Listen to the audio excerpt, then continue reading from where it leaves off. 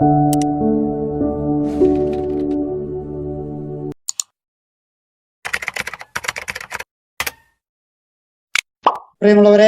ഇന്നത്തെ നമ്മുടെ വിചിന്തനം പരിശുദ്ധാത്മാവിന്റെ ദാനമായ ആലോചനയെ കുറിച്ചാണ്. ഈ അടുത്ത കാലങ്ങളിൽ പ്രൊഫഷണൽ രംഗത്ത് ഏറെ പ്രസിദ്ധി ആർജിച്ചുകൊണ്ടിരിക്കുന്ന വിഭാഗമാണ് കൺസൾട്ടേഷൻ അല്ലെങ്കിൽ കൗൺസിലിംഗ് എന്നൊക്കെയുള്ളത്. ഏതൊരു കോഴ്സിന് ചേരണം എന്നുള്ളതിന്റെ കൗൺസിലിംഗ് ഉണ്ട്, മാനസികമായ എന്തെങ്കിലും ബുദ്ധിമുട്ട് വന്നാൽ കൗൺസിലിംഗ് ഉണ്ട്, ധ്യാന കേന്ദ്രത്തിൽ കൗൺസിലിംഗ് ഉണ്ട്, പ്രൊഫഷണൽ രംഗത്തുള്ളവർക്ക് കൺസൾട്ടേഷൻ ഉണ്ട്. പല കമ്പനികൾക്കും അവരുടെ കൺസൾട്ടേഷന് വേണ്ടി നിയമോപദേഷ്ടാക്കളായിട്ട് വക്കീൽമാരെ വെക്കാറുണ്ട്, ബാങ്കുകൾക്ക് വെക്കാറുണ്ട്. ശരിക്കും പറഞ്ഞാൽ കൺസൾട്ടേഷൻ അഥവാ കൗൺസിലിംഗ് ഈ കാലഘട്ടത്തിന്റെ വലിയ മുഖമുദ്രയാണ്. ആലോചന ചോദിക്കുക, ആലോചന നടത്തുക, കൂടിയാലോചിക്കുക, ഇതൊക്കെ ജീവിതത്തിന്റെ അവിഭാജ്യ ഘടകമാണ്. പഴയ കാലത്ത് ഈ ആലോചനകള് പൊതുവെ കുറവായിരുന്നു. കുടുംബനാഥൻ ഒരു തീരുമാനം എടുക്കുമ്പോൾ കുടുംബാംഗങ്ങളുമായിട്ട് കാര്യമായിട്ട് ആലോചിക്കില്ല. രാജാവ് ഒരു തീരുമാനം എടുക്കുമ്പോൾ വലിയ ഗൗരവമായിട്ട് മന്ത്രിസഭയൊക്കെ ഉണ്ടാവുമെങ്കിലും ഗൗരവമായ ആലോചന നടത്തില്ലായിരുന്നു. ചക്രവർത്തി അങ്ങനെ തന്നെ. പക്ഷേ ആ കാലഘട്ടത്തിലൊക്കെയും ആലോചനകൾ നടത്തേണ്ടിയിരുന്നു. ആരോട്? ദൈവത്തോട്. ഒരർത്ഥത്തില് കാലത്തിന്റെ ഗതിവൈപരീത്യം എന്ന് വേണമെങ്കിൽ വിശേഷിപ്പിക്കാവുന്ന ഒരു കാര്യം, ദൈവത്തോട് ആലോചന കുറഞ്ഞു കഴിഞ്ഞപ്പോൾ എക്സ്പെർട്ടുകളോട് ആലോചന ചോദിക്കുന്ന ഒരു രീതിയെ, ഒരു പ്രശ്നമുണ്ടാകുമ്പോൾ, ഒരു പ്രതിസന്ധി ഉണ്ടാകുമ്പോൾ ആലോചന ചോദിക്കുക സ്വാഭാവികമാണ്. ആലോചന 4 തലത്തിൽ ആലോചനകളുണ്ട്. ഒന്ന്, അവനവനോട് തന്നെയുള്ള ആലോചന. ഈ ഒരു അവസരത്തില്, ഈ ഒരു പ്രതിസന്ധിയില് ഞാൻ എന്താണ് ചെയ്യേണ്ടത്, ഞാൻ ഇങ്ങനെ ചെയ്താൽ എന്താവും അവസ്ഥ, മറിച്ച് ചെയ്താൽ എന്താവും അവസ്ഥ, ഇങ്ങനെ അവനവനോട് ആലോചിക്കുന്നവർ. ഈ അവനവനോട് ആലോചിക്കാതെ ചെയ്യുന്ന ഒരു വിഭാഗമുണ്ട്. അപ്പൊ ആലോചന ഉണ്ടോ ഇല്ലയോ എന്നുള്ളത് ഒന്നാമത്തെ ചോദ്യം. ആലോചന എന്നത് മനുഷ്യ സഹജമായ ഒരു കാര്യമാണ്. മൃഗങ്ങൾക്കില്ലാതെ. മൃഗങ്ങൾ ആലോചന ചോദിക്കാറില്ല. മനുഷ്യന്റെ അടിസ്ഥാന ഭാവമാണ് ആലോചന. അപ്പൊ മനുഷ്യനായിരിക്കുക എന്നതിന് ഞാൻ കൊടുക്കുന്ന കപ്പം, നികുതിയാണ് ഞാൻ ആലോചനയ്ക്ക് വേണ്ടി സമയം മാറ്റി വയ്ക്കാറുണ്ട്. അപ്പൊ അത് ആലോചന ഉള്ളവനാണോ ഞാൻ എന്നുള്ളത് ഒന്നാമത്തെ ചോദ്യം. അങ്ങനെ ആലോചന ഉണ്ടെങ്കിൽ അത് ആരോടൊക്കെയാണ്? ഒന്ന്, അവനവനോട് തന്നെയുള്ള ആലോചന. 2, നമുക്ക് വേണ്ടപ്പെട്ടവരോടുള്ള ആലോചന. 3, എക്സ്പെർട്ടുകളോടുള്ള ആലോചന. 4, അധികാരികളോടുള്ള ആലോചന. 5, ദൈവത്തോടുള്ള ആലോചന. അപ്പൊ അവനവനോട് തന്നെ ആലോചിക്കാം, നമുക്ക് പ്രിയപ്പെട്ടവരോട് ആലോചിക്കാം, എക്സ്പെർട്ടുകളോട് ആലോചിക്കാം, അധികാരികളോട് ആലോചിക്കാം, ദൈവത്തോട് ആലോചിക്കാം. ഈ ആലോചന നമ്മൾ ആരോടാണ് നടത്തുക? ഇത് വളരെ പ്രധാനപ്പെട്ട ഒരു കാര്യമാണ്. ഞാൻ ആരോടാണ് ആലോചന നടത്തുക? എൻ്റെ അടുത്ത് പലപ്പോഴും ചിലര് മാർഗനിർദ്ദേശം ചോദിച്ചു വരാറുണ്ട്. അച്ഛാ, ഇങ്ങനെ 2 ജോലി സാധ്യതയുണ്ട്, ഞാൻ ഏത് തിരഞ്ഞെടുക്കണമായിരിക്കും നല്ലത്?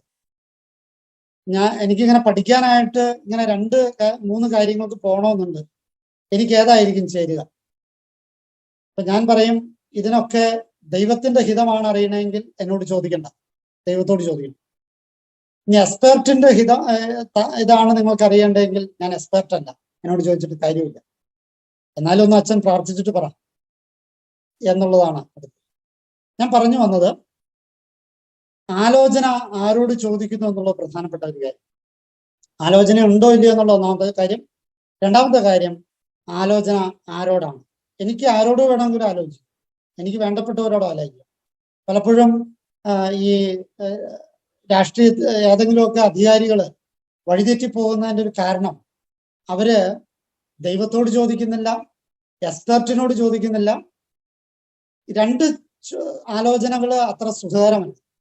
അവനവനോട് തന്നെയുള്ള ആലോചന വേണം, വേണ്ടെന്നല്ല പറഞ്ഞ്, പക്ഷെ അന്തിമ തീരുമാനത്തിന് അവനവനോട് തന്നെയുള്ള ആലോചന മാത്രം പോരാ. അവരവർക്ക് വേണ്ടപ്പെട്ടവരോട് ആലോചിച്ചാലും അതിന് പൂർണ്ണത വരില്ല. ഓരോന്നും സ്റ്റെപ്പ് സ്റ്റെപ്പാ. അവനവനോട് ആലോചിക്കുന്നേക്കാൾ കുറച്ചുകൂടി നല്ലതാണ് അവനവന് വേണ്ടപ്പെട്ടവനോട് ആലോചിക്കുക. അതിനേക്കാൾ കുറച്ചുകൂടി നല്ലതാണ് എക്സ്പെർട്ടുകളോട് ആലോചിക്കുക. അതിനേക്കാൾ കുറച്ചുകൂടി സുരക്ഷിതത്വമാണ് അധികാരികളോട് ആലോചിക്കുക.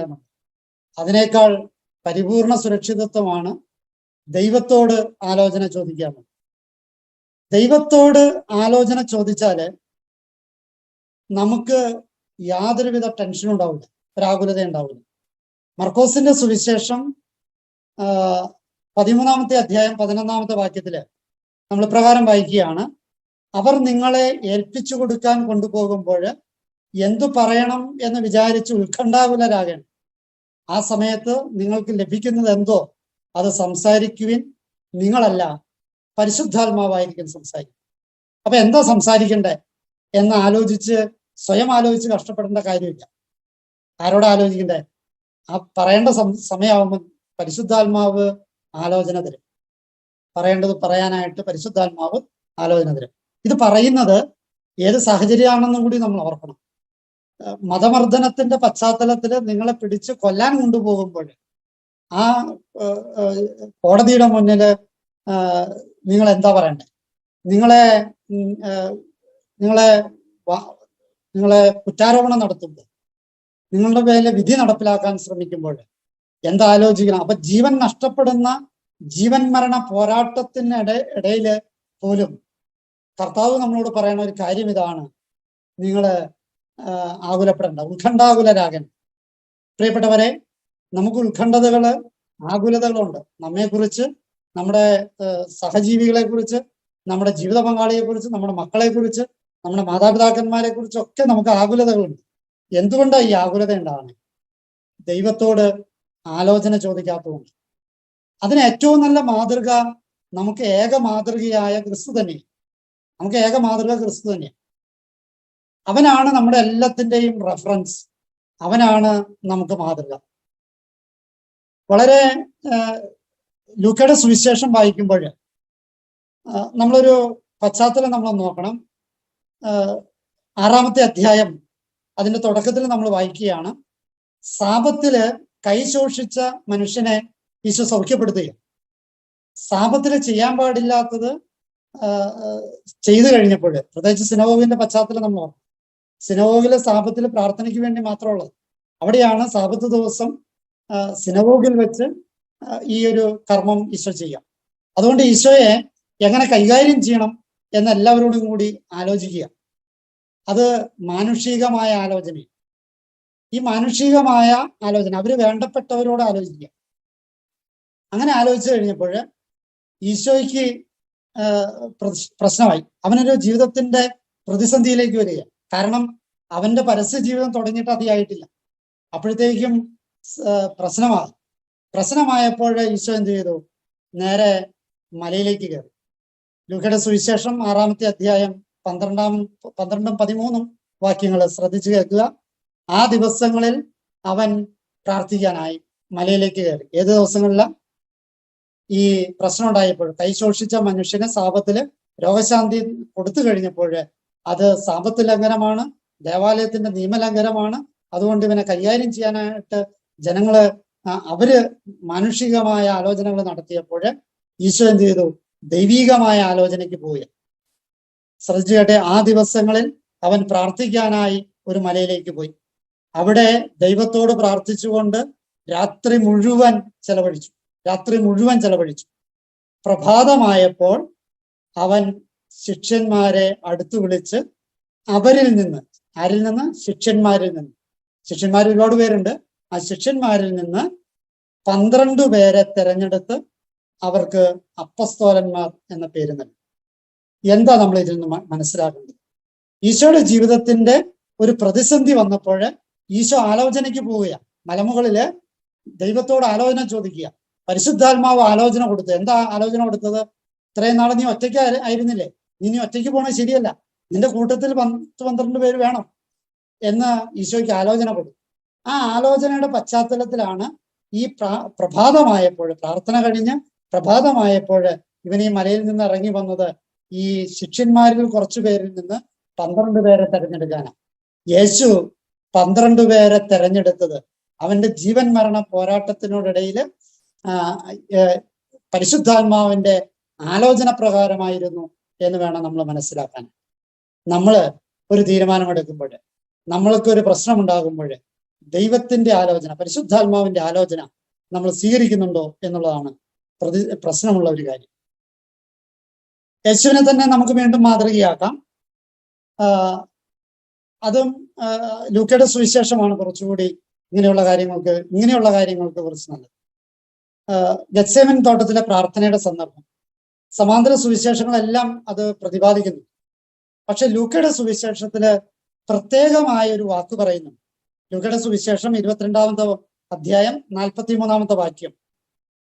ഈശോ ഒരു കല്ലേറ് ദൂരം മാറി മുട്ടുകുത്തി പ്രാർത്ഥിച്ചുകൊണ്ടിരിക്കുകയാണ്. ചോര വിയർക്കുന്ന അത്രയും വേദന അനുഭവിച്ച് പ്രാർത്ഥിച്ചുകൊണ്ടിരിക്കുകയാണ്. കഴിയുമെങ്കിൽ ഈ കാസ അകന്നു പോകട്ടെ എന്ന് പോലും പ്രാർത്ഥിച്ചു. അത് മാനുഷികമായ പ്രാർത്ഥനയാണ്. ആ പ്രാർത്ഥനയില് 22-ാമത്തെ അധ്യായം 43-ാമത്തെ വാക്യത്തില് ലൂക്കാ സുവിശേഷൻ എഴുതി വെക്കുകയാണ്, അപ്പോൾ അവനെ ശക്തിപ്പെടുത്താൻ സ്വർഗത്തിൽ നിന്ന് ഒരു ദൂതൻ പ്രത്യക്ഷപ്പെട്ടു. ഒരാലോചന ക്രിസ്തുവിന് കിട്ടിയിട്ട് പിന്നെ ക്രിസ്തു പറഞ്ഞത് എന്താണെന്നറിയാവോ? നമുക്ക് പോകാം എന്ന. അവൻ ആലോചന ചോദിച്ചു, അവൻ ഉത്തരം കിട്ടി. ആ ആലോചന അവന്റെ സമയമായി പോകാമെന്ന്. ആലോചന ദൈവത്തോട് ചോദിക്കുമ്പോൾ ചോരവേർപ്പൊക്കെ മാറും, നമ്മുടെ ടെൻഷൻ മാറും, നമ്മുടെ അസ്വസ്ഥതകൾ മാറും. ചോര വിയർത്ത ഗെത്സേമൻ തോട്ടത്തിൽ ചോര വിയർത്തവന്റെ ചോര നിന്നത്, അവന്റെ ടെൻഷൻ അവസാനിപ്പിച്ചത്, കഴിയുമെങ്കിൽ ഈ കാസ് അകന്നു പോകട്ടെ എന്ന് പറഞ്ഞ അതേ ക്രിസ്തു പിന്നെ അവിടുത്തെ ഹിതമല്ല എൻ്റെ ഹിതമല്ല അവിടുത്തെ ഹിതം നിറവേറട്ടെ എന്ന് പറയാനായിട്ട് ഇടവന്നത് ഈ പരിശുദ്ധാത്മാവിന്റെ ആലോചന. മാനുഷികമായി നമുക്ക് ഒരുപാട് വികാരങ്ങളും വിചാരങ്ങളും നിലപാടുകളും ഒക്കെ ഉണ്ടാകും. പക്ഷെ അതൊക്കെ ദൈവവുമായി പരിശുദ്ധാത്മാവുമായി ഒരാലോചന ചോദിക്കാൻ പറ്റുമോ? അങ്ങനെ ആലോചന ചോദിച്ചാൽ അതിന് പ്രശ്നത്തിന് പരിഹാരമാണ്. ക്രിസ്തു എവിടെന്നാ പഠിച്ചേ? ക്രിസ്തുവിന്റെ അപ്പന്റെ അടുത്തുനിന്ന്, വളർത്തുപിതാവിന്റെ അടുത്ത്. എന്തെന്നാ? ജോസഫിന് ഒരു പ്രശ്നം ഉണ്ടാവുക. ഒരു പാവപ്പെട്ട യുവാവ്, അവൻ ആറ്റുനോറ്റിരുന്ന് ഒരു കല്യാണത്തിന്, അതും ദേവാലയത്തിലെ പുരോഹിതന്മാര് ഒരുക്കിക്കൊടുത്ത പരിശുദ്ധ കന്യകാമറിയം എന്ന അതിവിശുദ്ധ എന്നൊക്കെ വിശേഷിപ്പിച്ച പുരോഹിതന്മാരെ ഏൽപ്പിച്ച ആ പെൺകുട്ടി ഇതാ മനസമ്മതത്തിന് മുമ്പ് അറിയുകയാണ് അവള് ഗർഭിണിയാണ്. ഒരു യുവാവിന്റെ ജീവിതം തകരാൻ വേറെ ഒന്നും വേണ്ട. ഇവളെ കല്ലെറിഞ്ഞു കൊല്ലേണ്ടതാണ് അന്നത്തെ നിയമം അനുസരിച്ച്. അവൻ ഈ വചനം വായിക്കുന്നത് ഒന്ന് നല്ലതാണ്. മത്തായിയുടെ സുവിശേഷം 1-ാമത്തെ അധ്യായം 20-ാമത്തെ വാക്യം വചനപ്രകാരം പറയാണ്, അവൻ ഇതേക്കുറിച്ച് ആലോചിച്ചു കൊണ്ടിരിക്കെ. ആരോടാ അവൻ ആലോചിച്ചത്? അവൻ ആലോചിച്ചത് അവനോട് തന്നെയല്ല. അവൻ ആലോചിച്ചത് വേറെ വ്യക്തികളാരോടെ കൂടെയില്ല. അവൻ ആലോചിച്ചത് ദൈവത്തോടാണ്, പരിശുദ്ധാത്മാവിനോട്. അവൻ ഇതേക്കുറിച്ച് ആലോചിച്ചു കൊണ്ടിരിക്കെ കർത്താവിന്റെ ദൂതൻ സ്വപ്നത്തിൽ പ്രത്യക്ഷപ്പെട്ടവനോട് പറഞ്ഞു. കർത്താവിന്റെ ദൂതൻ നേരിട്ട് പ്രത്യക്ഷപ്പെടുകയല്ല, സ്വപ്നത്തിലാ പ്രത്യക്ഷപ്പെട്ട. അതിന്റെ അർത്ഥം അവിടെ ദൂതൻ നേരിട്ട് വന്നു എന്നല്ല. അവന്റെ ഉള്ളില് ഒരു പ്രചോദനമായി, ഒരു ചോദനയായി ഉണ്ടായ ഒരു ആലോചനയാണെന്ന് വേണം അതിനെ മനസ്സിലാക്കാൻ. സ്വപ്നത്തിൽ പ്രത്യക്ഷം. അപ്പൊ ദൂതൻ എന്ന് പറയുന്നത് തീർച്ചയായിട്ടും ഇവിടെ പരിശുദ്ധാത്മ ശക്തിയാണ്, അല്ലെങ്കിൽ പരിശുദ്ധാത്മാവ് തന്നെയാണ്. അവിടെ ഈ സ്വപ്നത്തിൽ പ്രത്യക്ഷപ്പെട്ട അവനോട് പറയാണ്, ദാവീദിന്റെ പുത്രനായ ജോസഫ് മറിയത്തെ ഭാര്യയായി സ്വീകരിക്കാൻ ശങ്കിക്കണം. ശങ്ക പോയത് ഒരു കടല് പോലെ ഓളം വെട്ടി, തിരമാല കണക്ക് വിചാരങ്ങള് ഓളം വെട്ടിക്കൊണ്ടിരുന്ന ജോസഫിന്റെ ജീവിതത്തെ ശാന്തമാക്കിയത് ഈ പരിശുദ്ധാത്മാവിന്റെ ആലോചനയാണ് എന്ന് നമ്മൾ മനസ്സിലാക്കും. നമ്മള് ലൂക്കയുടെ സുവിശേഷം തന്നെ ക്ലേശങ്ങളുടെ ആരംഭത്തെ കുറിച്ച് പറയുന്നു. ഈശോ പറയുകയാണ്, നിങ്ങൾ പോകുമ്പോൾ ഒക്കെ ഒരുപാട് സഹിക്കേണ്ടി വരും, ആഗമനത്തിന്റെ അന്ത്യകാലത്തിന്റെ ഒക്കെ ചില സൂചനകൾ തരികയും ക്ലേശങ്ങളുടെ ആരംഭം എന്നാണ് വിശേഷിപ്പിക്കുക. ലൂക്കയുടെ സുവിശേഷം 21-ാമത്തെ അധ്യായം 14-15 വാക്യങ്ങൾ. എന്തുത്തരം പറയണമെന്ന് നേരത്തെ ആലോചിക്കേണ്ടതില്ലെന്ന് മനസ്സിലാക്കിക്കൊള്ളുക. എന്തെന്നാൽ നിങ്ങളുടെ എതിരാളികളിൽ ആർക്കും ചെറുത്തു നിൽക്കാനോ എതിർക്കാനോ കഴിയാത്ത വാക്ചാതുര്യവും ജ്ഞാനവും നിങ്ങൾക്ക് ഞാൻ നൽകും. നിങ്ങളുടെ എതിരാളികളിൽ ആർക്കും ചെറുത്തു നിൽക്കാനോ എതിർത്തു നിൽക്കാനോ കഴിയാത്ത വാക്ചാതുര്യവും ജ്ഞാനവും ഞാൻ നിങ്ങൾക്ക് നൽകും. ഈ വചനം വളരെ ആഴത്തിൽ പഠിക്കും. പലപ്പോഴും നമ്മള് ഈ നവീകരണ അനുഭവത്തിലേക്ക് വന്ന മനുഷ്യര്, ആരോടും വലിയ വർത്തമാനമൊന്നും പറയാത്തവര്, വലിയ ബൈബിളൊന്നും അറിയാൻ പാടില്ലാത്തവര് ഒക്കെ നിങ്ങൾ ശ്രദ്ധിച്ചിട്ടുണ്ടോ? ഒരു ദൈവിക അനുഭവം വന്നു കഴിയുമ്പോൾ എത്ര മനോഹരമായിട്ടാ അവരൊക്കെ പ്രസംഗിക്കുക, എത്ര മനോഹരമായിട്ടാ അവർ വചനം കോട്ട് ചെയ്യുക. ഒരല്പം എതിർചിന്തയും ഞാൻ നിങ്ങളോട് പറയാം ഈ അവസരം. പ്രൊട്ടസ്റ്റന്റുകാർ വന്ന് ബൈബിളൊക്കെ വ്യാഖ്യാനിക്കുകയും പറയുകയൊക്കെ ചെയ്യുമ്പോൾ നമ്മള് വായും പൊളിച്ച് നിൽക്കുക. ഇന്ത്യയെ അവര് ഈ ആലോചന ചോദിക്കൽ നടത്തണം. അവര് നമ്മളെക്കാൾ ബുദ്ധിമുട്ടാണ് അവർക്ക് പരിശുദ്ധാത്മാവിന്റെ വരങ്ങൾ കിട്ടാൻ. കാരണം നമുക്ക് ഈ കുദാശകൾ കിട്ടിയിട്ടുണ്ട്. അവർക്ക് ഈ പരമ്പരാഗതമായി ക്രിസ്തുവിന്റെ പൗരോഹിത്യം കൈമാറി കിട്ടിയ പൗരോഹിത്യ അധികാരത്തിൽ നിന്നുള്ള കൗദാശിക സിദ്ധികള് അവർക്കില്ല. എങ്കിൽ പോലും അവര് കഷ്ടപ്പെട്ട് പ്രാർത്ഥിച്ച് പഠിച്ച് ഈ ദൈവിക ചൈതന്യത്തെ ഉൾക്കൊണ്ടുകൊണ്ട് എത്ര വാക്ചാതുര്യത്തോടു കൂടിയാ നമ്മളോടൊക്കെ സംസാരിക്കുക. നമ്മള് ഈ പഴം വിഴുങ്ങിയമാരെ ഇരിക്കേണ്ടി വരികയായിരുന്നു നമ്മുടെ ആളുകൾ. അപ്പൊ എന്തുകൊണ്ട് സംഭവിക്കുന്നു എന്ന് വെച്ചാല് പരിശുദ്ധാത്മാവിന്റെ ആലോചന ആണ് നമ്മൾ നടത്തിക്കൊണ്ടിരിക്കണമെങ്കിൽ നമ്മുടെ തലയിലൂടെ പറയേണ്ടത് അത് സമയാസമയങ്ങളിൽ ഇങ്ങനെ ഒഴുകിക്കൊണ്ടിരിക്കും. ഇതെന്റെ അനുഭവം കൂടിയാണ്. ഞാൻ പലപ്പോഴും ഞാൻ നിങ്ങളോട് ഒരിക്കൽ ഷെയർ ചെയ്തിട്ടുള്ളതാണ്. ആദ്യമായിട്ട് പ്രസംഗിക്കാൻ ഉണ്ടായ ഒരു അനുഭവം. ഒട്ടേറെ പഠിച്ചൊരുങ്ങിയിട്ട് ടെൻഷൻ കയറി വന്നിട്ട് പ്രസംഗിക്കാൻ പറ്റില്ല. അവസാനം എൻ്റെ ആത്മീയ പിതാവ് അതൊക്കെ കീറി കളഞ്ഞിട്ട് പറഞ്ഞു, നീ പള്ളിയിൽ പോയിരുന്ന് പ്രാർത്ഥിക്ക്, നിനക്ക് എന്താണോ പറയേണ്ടത് അത് തമ്പുരാൻ തോന്നിച്ചോളാം. ഞാൻ അവിടെ പോയി എൻ്റെ അനുഭവം, പിന്നെ അവിടെ നിന്ന് ഇങ്ങോട്ട് എവിടെയെങ്കിലും ഞാൻ 2 വാക്ക് വചനം പറയുന്നുണ്ടെങ്കിൽ അതിനു മുമ്പേ ഒരുങ്ങും. തീർച്ചയായിട്ടും ബൗദ്ധികമായിട്ട് ഒരുങ്ങുന്നില്ല എന്നല്ല പറയുന്നത്, ബൗദ്ധികമായിട്ട് ഒരുങ്ങും. അതിനൊപ്പം തന്നെ ആത്മീയമായി കുറച്ചു നേരം പള്ളിയിലോ അല്ലെങ്കിൽ സ്വസ്ഥമായിട്ട് വേറെ എവിടെയെങ്കിലോ പോയിരുന്നോ ഒന്ന് പ്രാർത്ഥിച്ചൊരുങ്ങും. ദൈവമേ, നീ എന്താണോ എന്നിലൂടെ പറയാനായിട്ട് ഉദ്ദേശിക്കുക അത് എന്നിലൂടെ നീ പറയണം. എൻ്റെ പാപങ്ങളോ എൻ്റെ കുറവുകളോ എൻ്റെ ബലഹീനതകളോ ഒന്നും നീ അതിനെ തടസ്സമാക്കരുത്. അതിനെല്ലാം മാറ്റി ഞാൻ പറയേണ്ടത് എൻ്റെ കൈയടിക്കല്ല, അവരുടെ നന്മയ്ക്ക് വേണ്ടി എന്താണോ പറയേണ്ടത് അത് വെളിപ്പെടുത്തി തരണം. ചില അവസരങ്ങളിലൊക്കെ പലപ്പോഴും ഒരുങ്ങിപ്പോയേക്കണത് പല കാര്യങ്ങളും അവിടെ പറയാൻ പറ്റാറില്ല.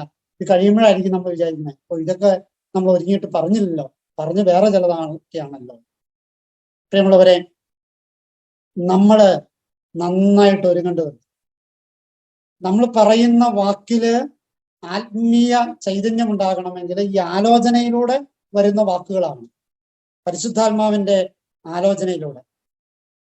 അപ്പസ്തോല പ്രവർത്തനം 5-ാം അധ്യായം 38-39 വാക്കിന്റെ സാരാംശം ഇങ്ങനെയാണ്: ആലോചനയും ഉദ്യമവും മനുഷ്യരിൽ നിന്നാണെങ്കിൽ പരാജയപ്പെടും. ശ്രദ്ധിച്ചു കേൾക്കുക.